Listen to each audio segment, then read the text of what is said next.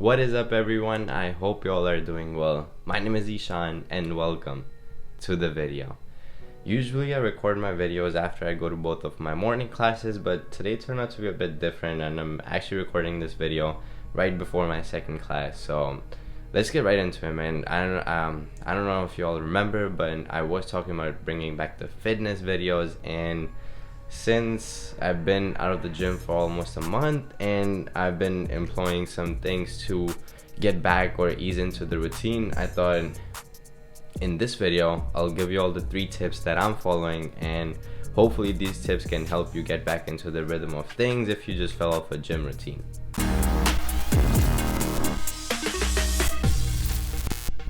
Tip number 1 is to ease into it.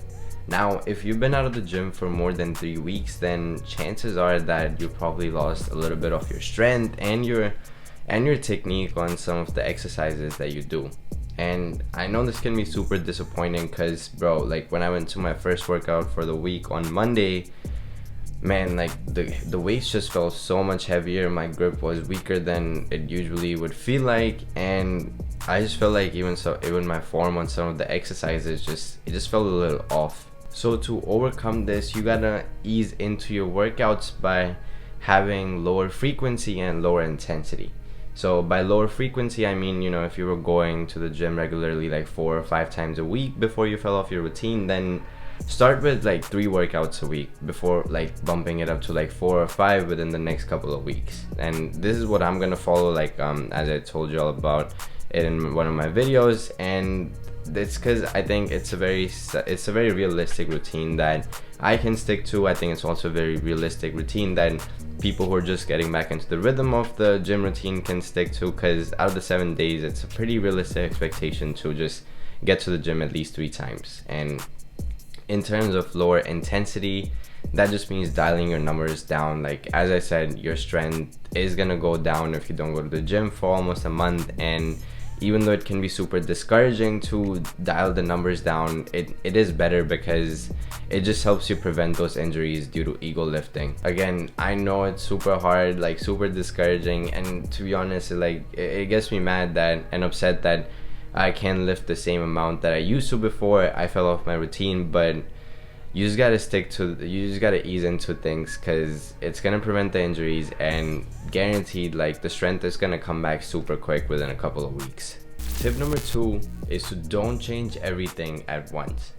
Now, after you follow the routine, it's only natural to try and go back to the original thing that you have, and then try to fix your exercise regimen, fix your diet again, and fix your sleeping schedule all at once. And man, it can get super overwhelming if you try to do everything at once. And this is something I feel on my end too, because I haven't been sleeping enough the past couple of days just because of workload and finding that time for myself. And also, like in terms of my diet, like man, on campus, like the food would be really bad sometimes, and it's hard to get enough protein throughout the day. And if you're someone who's in the same shoes or relate to any of this, then this tip definitely applies to you. And just trying to change everything all at once is gonna mess you up, and you're gonna be more likely to fall off your routine all over again.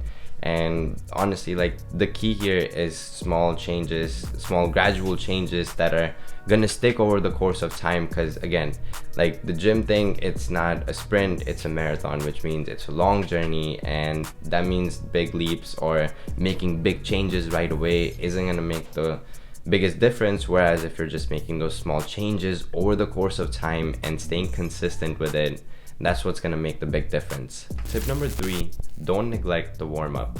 This is probably one of the most important tips that I can give, because bro, you cannot just skip your workouts for a whole month and then go into the gym expecting to just start lifting weights right away. Like that's just a full-blown recipe for injuries that's gonna put you out of the gym again for like 6 months or more.